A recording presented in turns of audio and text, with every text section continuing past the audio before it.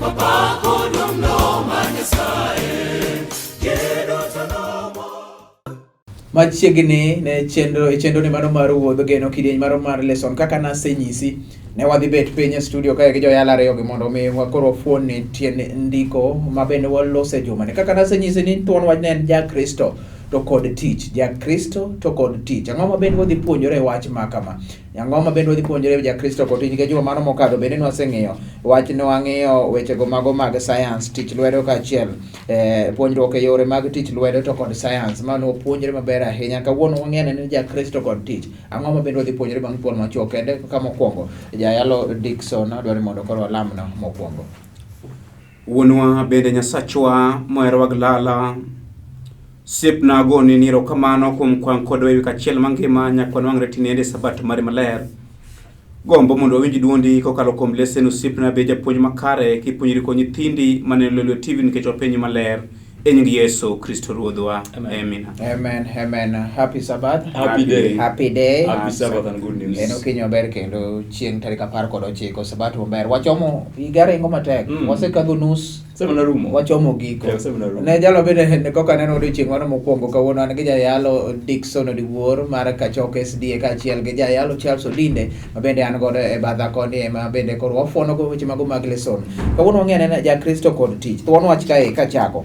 En ni emomiyo thuon wach ne wawuok e buk mar Jo-Korintho mokwongo 15:58. Emomiyo owetena mahero beduru matek ma ok uyiengni kutiyo matek pile e tich Ruoth kung'eyo ni i Ruoth tichu ok obedo kayiem nono.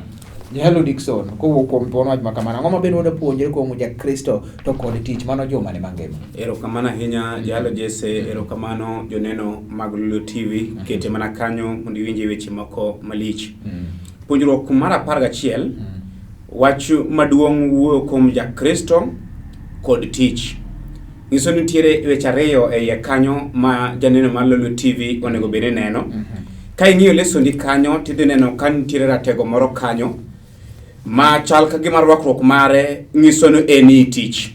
Kendo kichako ing'iye tibiro neno koting'o ngas kaachiel kod gimoro nyiso ni oting'o tools mag tich. Koro miyo e thuolo ni wadhi ng'iyo Ja Kristo asto wang'iye kod Tich manyiso niya ne kara Ja Kristo ok onego bed jal matimo nade mabudho abudha. Wadhi neno wachno. Kendo wach wicho wuok no e buk mar Jo-Korintho mokwongo 15:58 mawacho niya emomiyo owetena mahero bedru matek ma ok uyiengni kutiyo matek pile e tich Ruoth kung'eyo ni ei Ruoth tichu ok nobed kayiem nono. Nitiere weche moko ma 4 ei wesno ma king'iyo mos tibiro fwenyo weche madongo ahinya. Nitiere weche mag chuny ei wesno asto nitiere weche mag koro ringruok manyiso niya ni ng'ato wuok mondo odhi otim tich moro mak mana mondo nwango yor konyruok. Wabiro nono wachna achiel kachiel. Omiyo Jandik lesson chako kelo ni wach moro niya ni tich ne en pach Nyasaye manyiso niya kara tich ma kawuono dhano tiyo jandiko wacho ni en pach Nyasaye. Penjo maduong' modhi penjre kang wachopo e tich adek kata tich 4 ni dipo ka tich nyalo bedo kuom wabiro rado kod wachno mbele kanyo.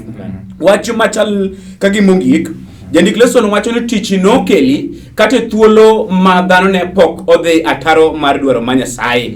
Nyiso niya ne kara nitiere gima ng'ato onego bed ni timo. Wach mogik koro kabisa ni kuom adiera ne iwacho ni wuoro mane ok opuonjo wuode mane weche mag ohala ne ike mar bedo jamahundu.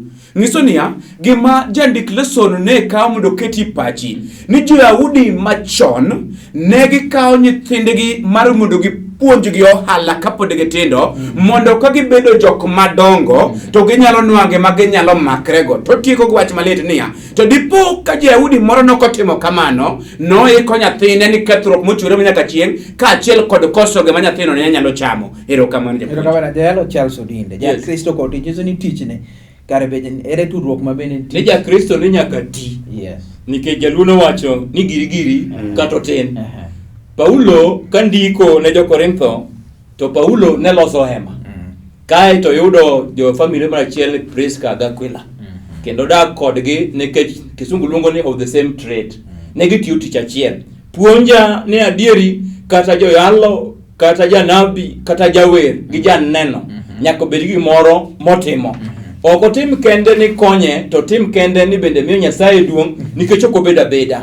Afwenyo wach mar achiel matieko go ni kata waindigi gimora town te kuonde magintie. Muindi chako puonjo nyathine ohala kapod otin. Kendo yudo ka gin family business. Tiende mondo ni ng'ato ma ok yot, ng'ama ndiko cha konya to wuon kambi to nyithindo. Koro jo-Yahudi nigi kido machalo mar waindigi. Tiende ni chako puonjo nyathi kapod otin mo ng'e ohala modhi mbele. Kendo jandiko chiko kawacho niya, kano kipuonjo nyathini ohala kapod otin, tiike mondo bed ng'at mabiro nego ji, manyiso ni jamaundu. Koro puonja gi janeno ni wabed gi gima watimo nikech kata Paulo ne tiyo gi pesa kaka kwela tich mar lwedo. Tich mar lwedo. Koro wang'eyo ne to konde pogore mag tich mag Jayalo Dickson ka wachako. Erokamano ahinya. Jayalo Charles Odinde, Nyasaye mondo gwedhna ikelo Paulo ka twang'o hema.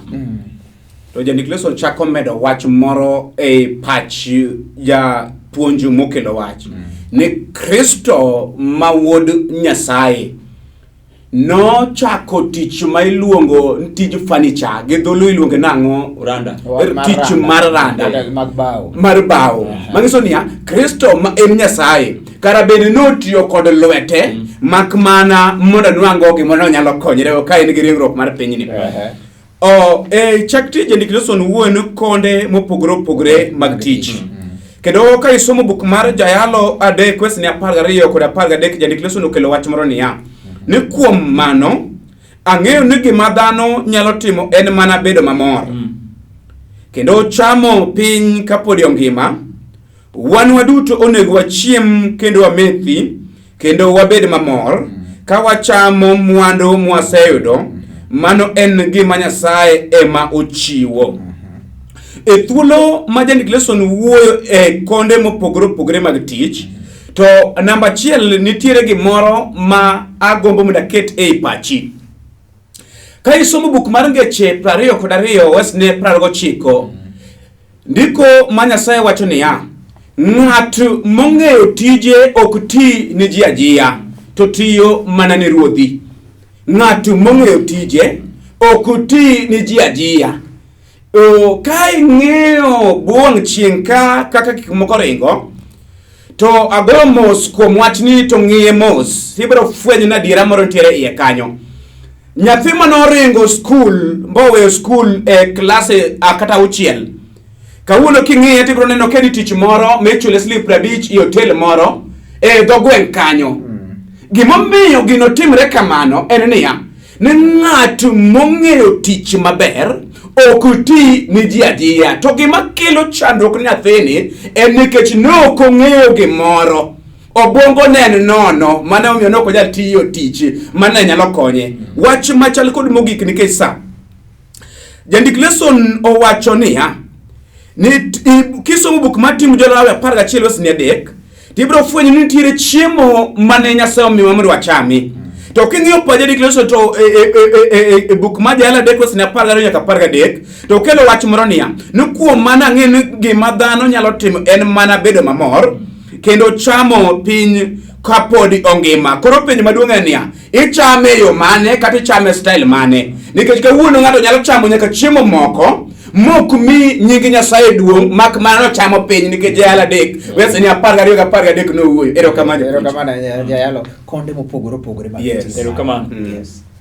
Chakruok 3:19 wacho ni inicham kuon gi loya nyaka idogelo. Yes. Koro nyiso ni ka tich ne nitie chakre puodho mar Eden. In fact history mar tich ochakore ka Nyasaye ochwecho. Okona Adam ne ya irit puodho ne, ipure ilose. Tiende niya gik moko ne nitie to ok onyal bedo no lenga. Kare gini msungu wacho jopuonjre wetena niya ni idle man is devil's workshop. Tiende ka onge gimitimo to pachi gima biro en na gik maricho.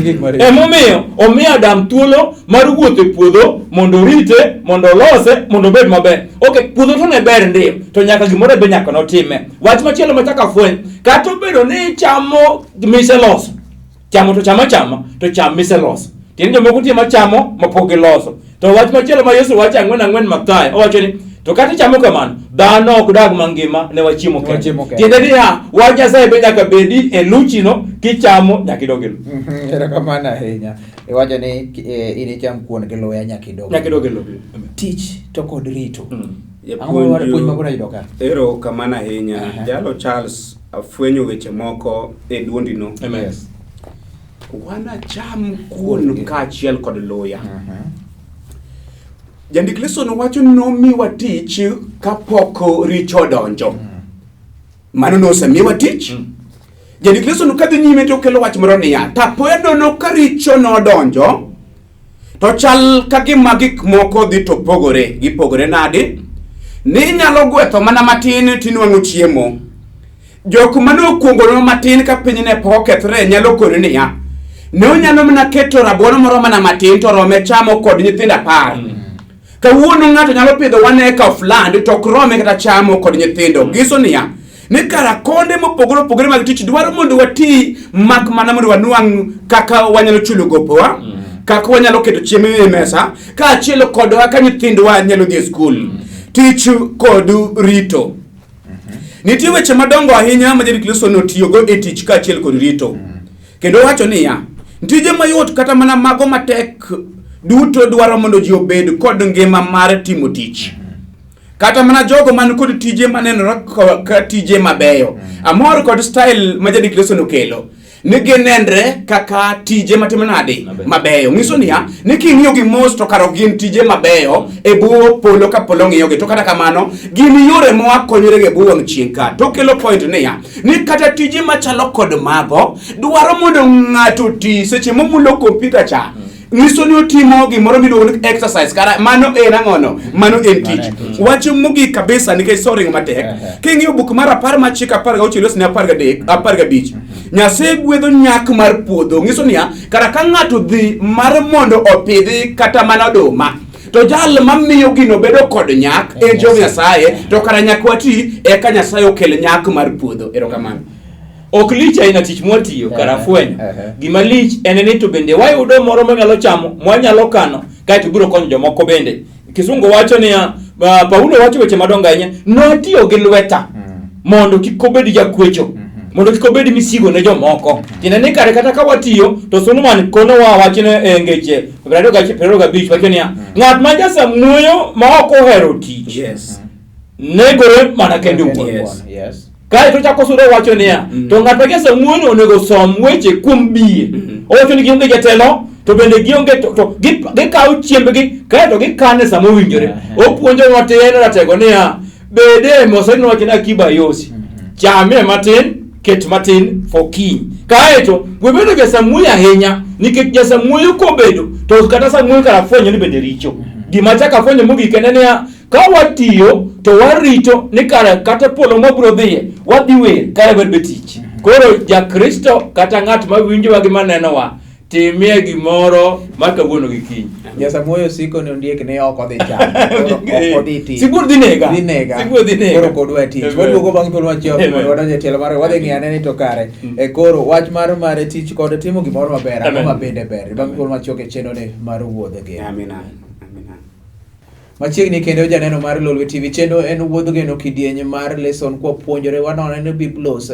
Kota ni en mana weche go mago mag puonjruok education. Wase puonjore gima thoth ahinya ma bende moko nyalo yudo e skul inya puonjigi mana kendo koro ka watude gi yore go mago mag muma. Wan gi jayalo Dickson Odiwuor, jayalo Charles Odinde bende ma wan godo e studio kama miwa lesson ni e odiochieng' ni mano ma kawuono chieng' Sabato ni maler. Thuon wach ma bende koro wang'iyo en Ja Kristo to kod tich. Tudruok mane mantiere. Jayalo Dickson, wadonja nena e tich to kod timo gimoro maber. Ero kamana ahinya. Jandik leso uwoyo e tich kod timo gimoro maber. Ka isomo e buk mar Wuok 25 wesni 10, asti isomo wesni 30 nyaka 38, nitiere weche malich ahinya ma Jandik leso otiyogo e iye kanyo. Achiel kuom gibro neno ka ng'ato Jandik leso kelo wach moro ni gero ni Nyasaye ot. Gero ni Nyasaye e hekalu. Ibo fwenyo ka Jandik leso owuoye e iye kae. Kendo gima Jandik leso ne temo kele pacho en niya, ni tich kod timo gimoro maber. Ang'o ma itimo maber kokalo kuom tich ma itiyo. Dipo ka tich ma itiyo en mana tich mana madhi kata manade kayiem ma onge kod fruits mabeyo ma miyo nying Nyasaye duong'.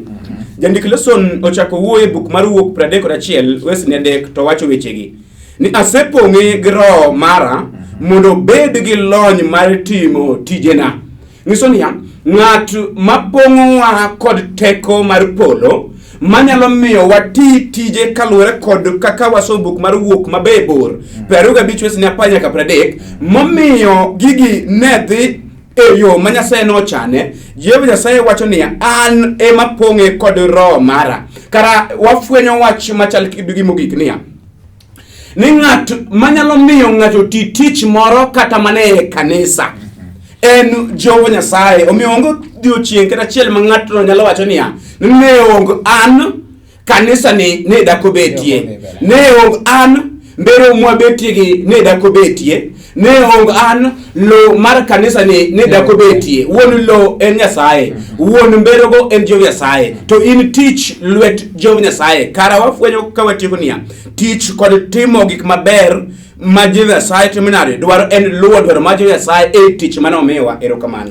Tich kod timo gik maber, ang'o maber ma bende dwarore e tich ma Nyasaye ko nyiso Musa ni mondo ger hekalu, kae to nyise ni mondo los sanduk maborne oromo mita 1, lachne mita nus, to gi borne machielo kamano. Kendo gima kisungu luongo ni workmanship. Kendo ni komiye ko goro ne draft kako nego benige temo. No wonder kare emiyo neno kata udi metigero tano kagi igoro gi. Nyaka gore piny. Kono Nyasaye kosekone mna kaka no kono Noah ben. Iyo bed kama. Kae to Musa nikech Musa somo Midian kuma ne ging'eyo gero udi. Jandiko wacho niya, ne Musa nyalo kawo ni mano wach mayot, to kata kamano Nyasaye omi instructions notim. Puonja gi janeno niya, tich Nyasaye ok uthi.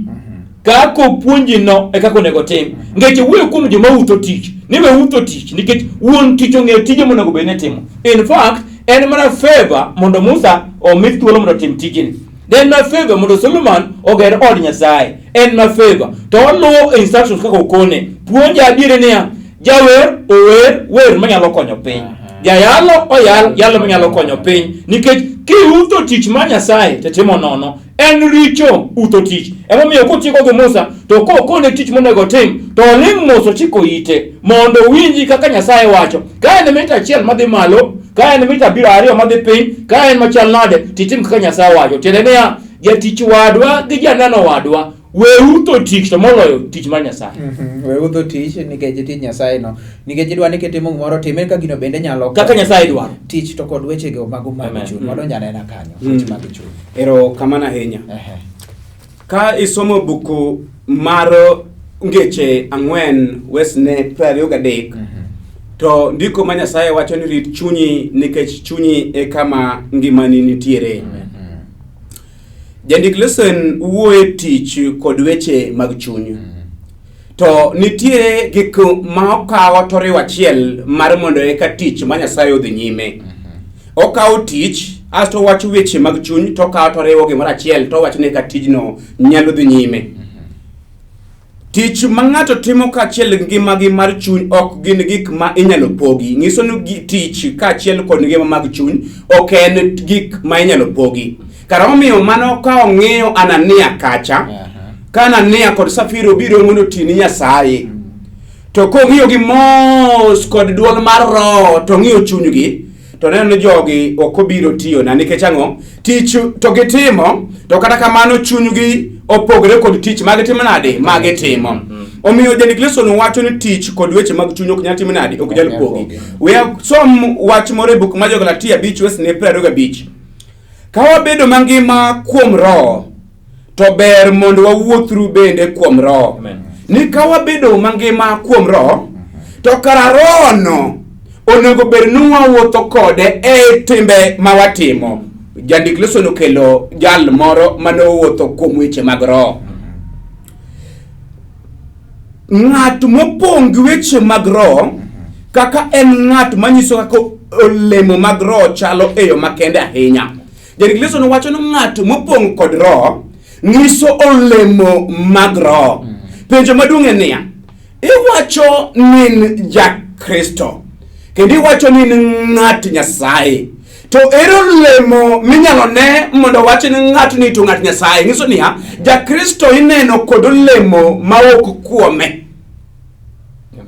Wach mogik kabisa jandik lesson wacho niya, laktachi ni notiyo kod mwandune mondo nego lemo mar tich mar lwete manyiso niya ni tich kod weche mag chuny noriw kamoro achiel. Erokamano ne tich kod weche mag chuny. Paulo ndike Galatia 5:22-26 tayo 25 wacho ni to gik ma Roho nyago gin hera, mor, kwe, horuok, ng'uono, ber, bedo jadiera, muolo kod ritruok. To tieko niya onge chik makwedo gik ma kamago. Koro nyiso ni tich kod weche mag chuny. Kare weche mag chuny bende riwore gi tich bende mwatiyo. Nikech kare gino ndiko niya kona yie mari kaita nyisi tiji.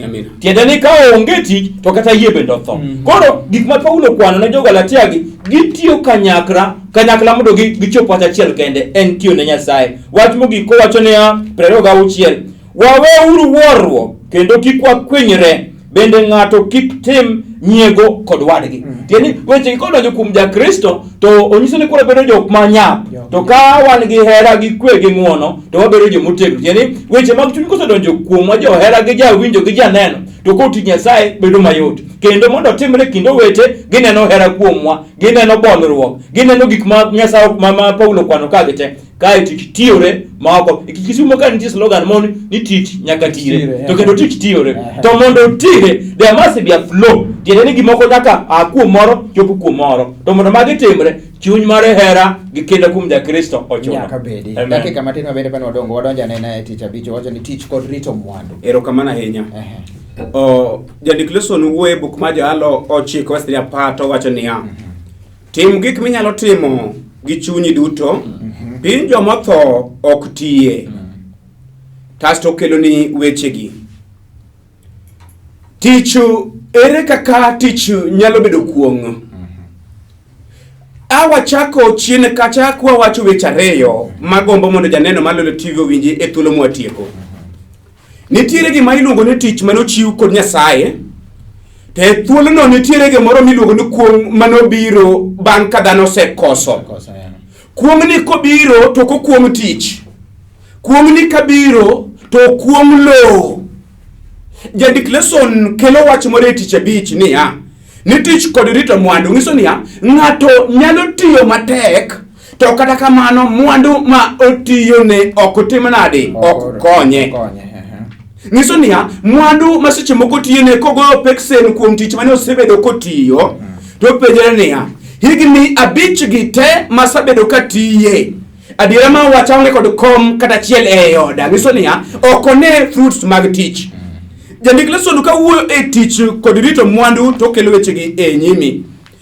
Kanisa ginamo gini ma Nyasaye osegwedho wago. Jandiko wacho ni tiere ng'ato mosegwedho kod weche mag mwandu e yor tich ma otiyo. Jandik lesson chako wacho ni tiere ng'ato mogwedh kod were mar yalo. Jandik lesson chako wacho ni tiere ng'ato mogwedh kod were kata mana mar chiwo. Jandik lesson chako wacho ni tiere ng'ato mogwedh kod yo mar konyo jok mochan. To wacho niya ni kara tich kod mwandu momiwa kara mwandu ok en mana pesa kende to gin gik moko duto ma Nyasaye okawo moketo lweti. En nyithindo, en weche mag lo, en gimoro amora Nyasaye okawo moketo lweti. To penjo niya kotieko to irite machalo nade. Kara we atieka wacho niya rit gima in go dipo ka gino lalni. Jericho Solomon wacho ni tim gimoro amora ma lwito yudo kapod ngima nikech kumidhiye onge tich. Ma puonja wach machielo on the contrary ni yawa kare jomotho ok ti, jomotho ok nen, jomotho ok ngima. Kamoro jawinjo moro gi janeno osebedo kong'eyo ni dage manotho gi wuongi pod neno kendo pod tiyo. Mumo kwero ka Jericho nofwenyo tim gima nyalo timo kapod ne wiliel. Nikech kumidhiye onge wuoyo, onge neno, bende onge tich. Kara fwenyo ni kata bedo Ja Kristo ng'ato bedo mana kapod ngima. Bende lokruok ng'ato timo mana kapod ngima. Puonja niya kata watemo mondo warit mwandu to mwandu gi duto gin mag Yesu. Samo timo gino wang'e achiel ni wano mewa kaka jorit. Samo rito gino wabedi thuolo nikech gin talanta mopogore opogore. Jomoko chiwo nikech msungo wacho it is more blessed to give than to receive. Jaera na asemi kachiel gi an bende tigi moro ma Nyasaye mi we utho tich tempeyo kapod ngima kumidhiye onge neno bende onge tich ka wasedonje bwole. Nge Nyasaye mabende koro mi tijno. Amen. Ti kode e yona makare timo galam. Walemo waneno lweti Nyasaye mangima nikech beri puonjo weche madongo nigi lwetwa wabiro tiyo. kae to wabiro chamo kuon geloya nyaka wadog gelo chaki puonjo weche madongo dikare piny modhi ma jomotho ji okuo ji ok nen be ji ok ti miwa thuolo mondo watini kapod kinde nitie wachako wafwenyo kendo ni kik waut tich mimiyowa nikech bang' tijni ibiro miyowa osimbo gimoro amora mwatimo maber ibiro chulowa. Erokamano kuom jawinjo gi janeno gi wan bende. Sabatoni we mondo ng'ere ni mentie bed Nyasaye ko bedo nyithindi e nying Yesu wakwayo. Amen. Ochope giko mar mi lesson mano bende koro ne wantiere godo ka wan duoko erokamano ahinya kuom kete kanyo. En puonjruok bende koro Ja Kristo kod Tich. Ere tudruok mantiere. Wayudo ne kare Kristo bende omako migawo maduong' ahinya. We kanyo to kod Rock of Ages kaza mwendo Pali of Truth ufalme wa Mungu. Ma bang'e to duogo mondo koro dhi nyime to kod wende mag pak nyaka ang' chop giko mar chenro ma kamae.